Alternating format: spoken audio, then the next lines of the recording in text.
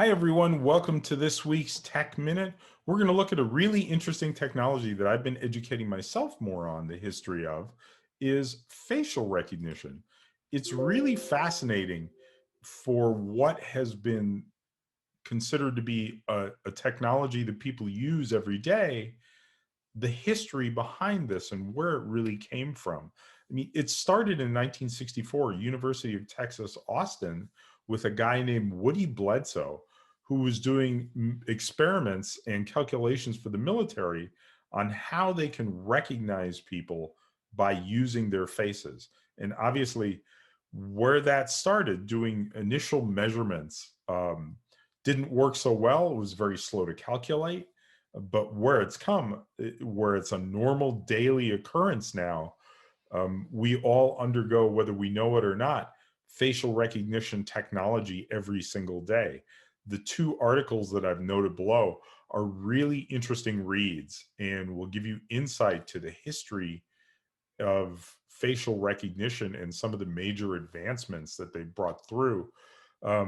Obviously, going from the initial few points of measurements to the hundreds of points of measurements that they use today, along with the ability not only to measure across on a flat plane, they now can measure depth and shadowing and really measure around the face and measure the indentation of the eyes.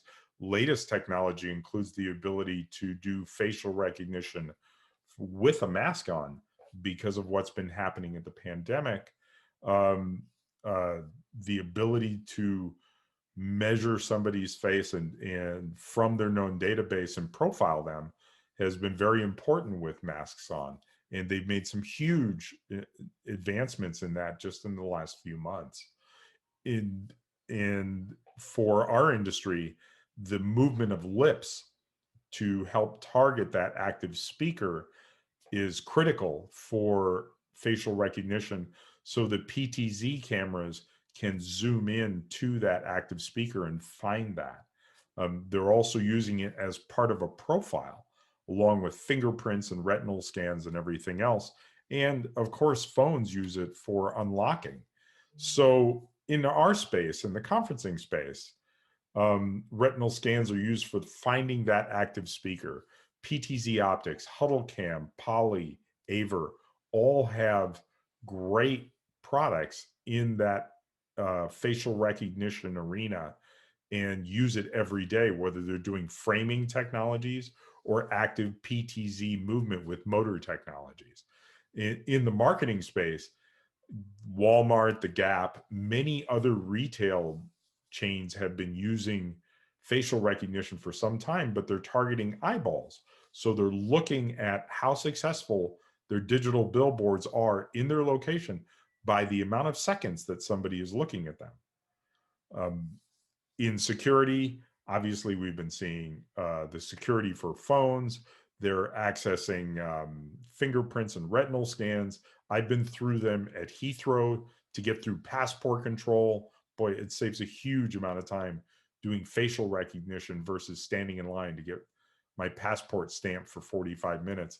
The facial recognition booth and retinal scan takes less than 2 minutes. And Homeland Security has been using it for some time. Osama bin Laden was recognized and targeted because of facial recognition. So forensics has also been using it to reconstruct post-mortem a face based on face profiling and known databases that they have.